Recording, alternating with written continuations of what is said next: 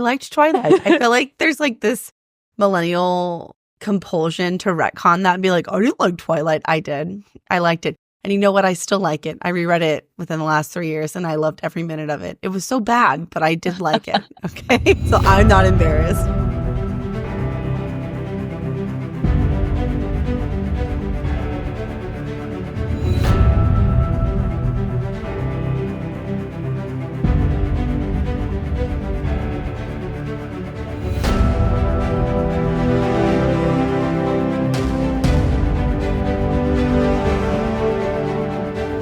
Hi, everyone, and welcome to the Booktown Fantasy Podcast. I'm Lorraine. I'm Addison. And we are two best friends who love all things fantasy.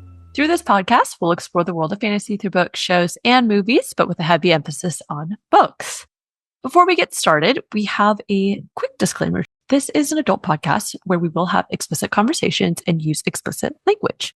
We are adults, and at times we will use adult language. Additionally, the books on the podcast will cover adult themes and we will be discussing them in detail. So please be mindful of little listening ears and your own limitations are for triggering topics. A little about the nature of this podcast. The realm of fantasy book discussion podcasts has grown immensely over the years, and every podcast does things a little differently. We have decided to keep the book series episodes spoiler-free and primarily centered around books we have never read before. This allows us to keep the podcast feeling like a book club so that if you are new to a series, you will have someone to read and think about it with. For those of you who are graduates of a series, we hope we can allow you to experience those first read feelings all over again and get some free entertainment out of our crazy speculations, theories, and discussions as we make our way through these books. And maybe even catch some things that you didn't on your first read through. Second that to the crazy theories and discussions, because I guarantee we will say something that is so off base, you will not even be able to comprehend how our minds went there, but we'll find a way. I think our vision for this podcast was a little bit like, you know, that feeling when you first finished a fantasy book and you were like, oh my God, I must discuss this with someone or I will literally implode. Okay, I will die. So you give it to your friend and you get to watch them go through the journey. And it's just so exciting and hilarious because they're so naive. And you're just like, oh, sweet child, sweet summer child. You know? You have no idea. Exactly. You are in for a world of pain and joy and laughter and all that. But that's our goal, ultimately. We want to be those best friends for you so you can laugh at our hilarious theories or emotionally support us through the devastating parts. We're also hoping if you've read it, but you are struggling with a book hangover, we can help be the cure. That being said, there will be times when an episode may be the exception. So if there is ever an exception to the spoiler-free nature of the podcast, we will give a big disclaimer at the beginning of that particular episode. We will also be covering fantasy shows and movies as well, but our primary focus will be on books. So stay tuned for updates on which shows and movies we will be covering in the future. So now that we've got just the general nature of our show explained, we thought we'd share a little bit about our origin story. So Addison and I actually first met during our teaching days in Texas. Addison was teaching second grade and I was in fourth grade. Eventually, I moved to North Carolina post-COVID, but Addison has family there, and so she would visit a few times a year, and we would keep in touch and see each other when she would come to visit. At the beginning of this year, Addison texted me and said she was coming to visit. We started talking about fantasy books, specifically A Court of Thorns and Roses by Sarah J. Maas, and very quickly, one thing led to another. And as they say, the rest was history. By March of 2024, we decided, you know what? Fuck it. Let's start a podcast. And Booktown Fantasy was born. Yeah, we were like, you know, it'd be super fun is if we took on a project that was so large, so immense that it occupied our every waking and sleeping thought. And we never had any free time to do anything else. And this is all we would do. And she was like, yes, sign me up. Let's do it. Yep. And I was like, yes, okay, let's ruin our lives and also do the most fun thing we'll ever do. Next, we have some get to know us questions so that you all can get a feel for us a little bit better. So our first question, how did you get into fantasy? So I, Lorraine, got into fantasy way back in elementary school. Like most millennials, I started with Harry Potter, and then I also read Twilight and, several other classic fantasy series of our time. Once I got to late high school, I took a very long break from reading because I was busy with school studying and sports. And then eventually, as I got older, just working adult life. Then fast forward like a decade later, a friend told me about a series with hot fae men and these different quirks in the fantasy world. And then from the moment I read ACOTAR, I was hooked back into reading fantasy all over again. And honestly, it's been so much fun because I went through a pretty heavy, like, self-help and nonfiction reading phase. Oh my which God. Is fine. Not fine. No. It was good for the purpose or like I where I was at that stage. But I also felt I lost touch with my inner childhood self that gets to just have fun and get lost in these fictional worlds. So ultimately, I don't know why I ever stopped, but I am very happy that I picked them back up again. So me too. You know, your friend would have had me at hot fae men. I would have been like, I don't know what that means, but just give it to me, okay? Immediately, yes. Immediately, yes. So that's my spiel. Addison, what about you? In preparing for this episode, I started thinking about it and I realized that I have loved fantasy since I was a child. One of my most treasured books from my childhood is called The Search for Delicious by Natalie Babbitt, who also wrote Tuck Everlasting.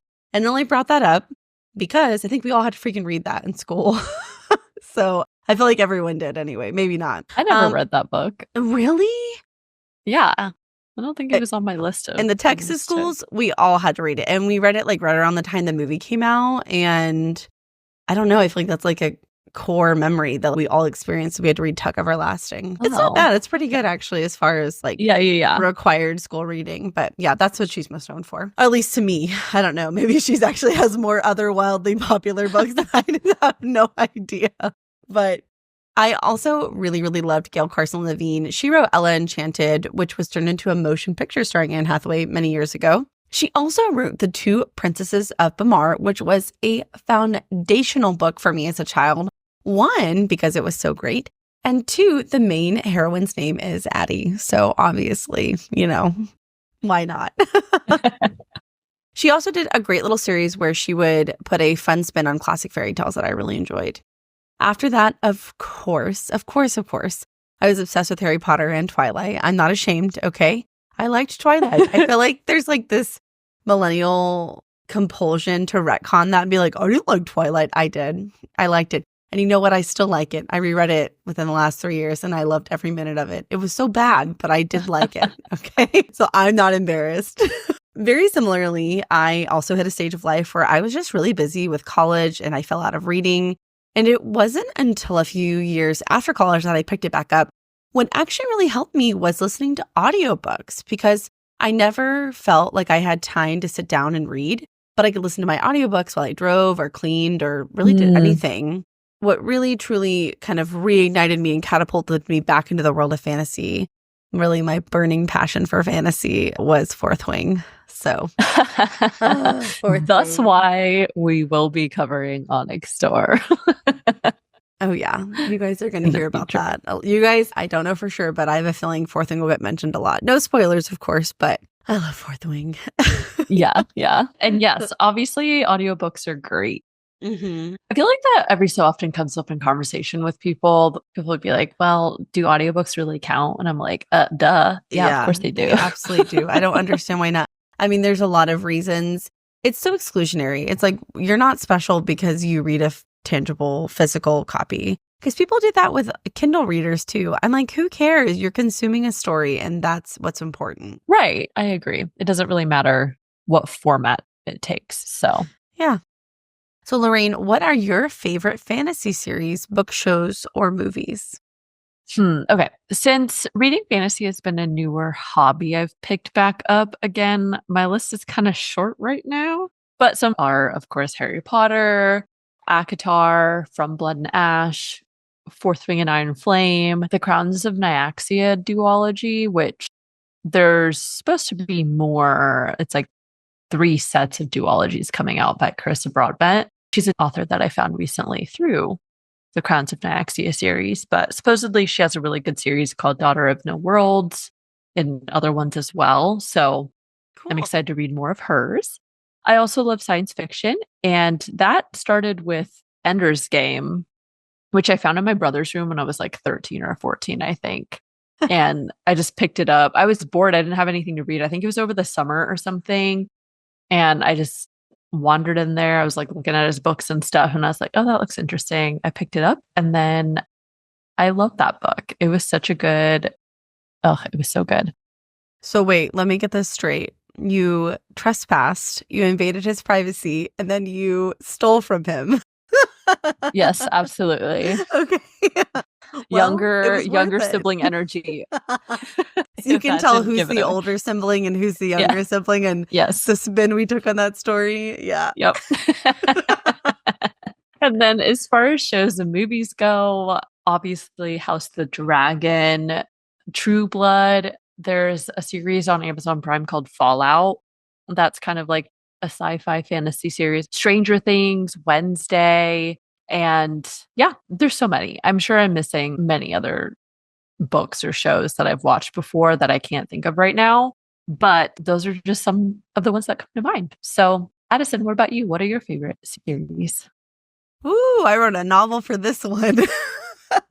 As I mentioned earlier, Harry Potter, of course, that's OG. But I do have two favorite series that come to mind, although one is unfinished, so I guess I can't truly say it's one of my all-time favorites just yet. It was really challenging because ACOTAR is pretty high up there for me, too. I know it's not finished, but it does have 5 books. So you have a pretty good feel for the series so far. But if I really had to pick one favorite series, I would say The Inheritance Cycle by Christopher Paolini, also better known as the Aragon series. Oh, yeah. It's so good. I mentioned earlier that Fourth Wing ignited my burning passion for fantasy, and that's true. After Fourth Wing, I was really like, oh my God, what have I been doing for the last 10 years? Literally, why am I not reading fantasy 24/7? But the months preceding my consumption of Fourth Wing, I had just completed the Aragon series. And so for those of you who haven't read it, first of all, I highly, highly, highly recommend it. But also you should know it's a fat series. The books are very long, which is great because they contain more content, but it took me months to finish it on Audible. Like literally, I think the last book is like 36 hours. It's so long. It's really long. But overall, this series is just absolutely breathtaking. The world building is unbelievably complex and beautiful, and the character development and growth is just off the charts. And of course, there's dragons and magic in it, so it's a no-brainer. Honestly, someday I would love to cover it on the podcast, but because I've read it, it impairs our ability to cover it spoiler-free, but maybe someday. My other favorite series that I mentioned earlier that has yet to be finished, so I can't say for sure, is the Empyrean series, also known as Fourth Wing by Rebecca Yarros. So jury's still out on that because we only have 2 of 5. I feel like after Onyx Storm, when that gets released, whenever that will be, I'll know. I'll be like, oh my God, yes, this is going to be the one. But for movies, the only one that came to mind besides the Harry Potter movies that I could just watch again and again is How to Train Your Dragon. I do not care that it's a kids movie. I love it. I love it. And I'm so excited for the live action one. I think it's going to be really good. And then for shows, I honestly can't say there's one that is just the best of the best, but there were a lot of shows that, well, either they were good or I just enjoyed them or both. Some of them were really bad, but I still liked them. But Game of Thrones, House of the Dragon, Once Upon a Time. I loved The Vampire Diaries in high school. That was an OG shadow daddy right there, Damon Salvatore, you know? Oh, I was always Team Damon. Stefan, no, it was too much. I forgot about Once Upon a Time. I remember starting that series and I forget why I stopped watching it, but because it got really bad. I want to, yeah, maybe that's what. That's why. Probably that's why. I started it in like early college at some point, I think. Yeah. The idea was great. They drug it out too long. They went too far. They expanded the universe too far because the casting, the characters, it was really good in the beginning. Yes, I agree. I do remember distinctly getting just bored with it at some point, and then I just stopped and never continued. But at the beginning, yeah, it was good. So moving on to our next question, Addison, what do you love about fantasy? So if you had asked me before I read Fourth Wing, I would have said, oh, I love the magic or dragons. I love dragons, okay? I really love dragons. Literally anything with dragons, as you can probably tell by my previous answers. Post Fourth Wing, I would say Shadow Daddies. Shadow Daddies. Shadow Daddies. I love Shadow Daddies. Give me all of the morally gray men. I didn't know that was a thing before I read Fourth Wing, and now it's my favorite thing. But for real, though, I do find myself very drawn to really developed worlds. As I mentioned earlier, the Aragon series has the most incredible world building I've ever encountered. Similarly, I really enjoy complex systems of magic. That really captivates me. And dragons. I know this is going to sound kind of funny, but I always find different authors' takes on dragon culture and politics to be very interesting. They usually have a very different developed set of cultural norms because they're so powerful, they're often magical, and they have extremely long lifespans, which I feel like makes them operate in a different way. Because they're also, in a way, animalistic, I don't know. I've just always really liked that. Yeah. I saw this quote recently on social media, and it really, really stuck with me. It's really cheesy. Okay, I'm just going to tell you, it's really cheesy, so just bear with me. But it said, "For everyone who got lost in a book and discovered a universe." That is really how I feel about fantasy books. There's something that's just really wonderful about being pulled in and immersed into this magical world that's so vastly different from our own. And then my last, I know, I try not to overdo it, but here we are. Oh, well, too late now, stopping me.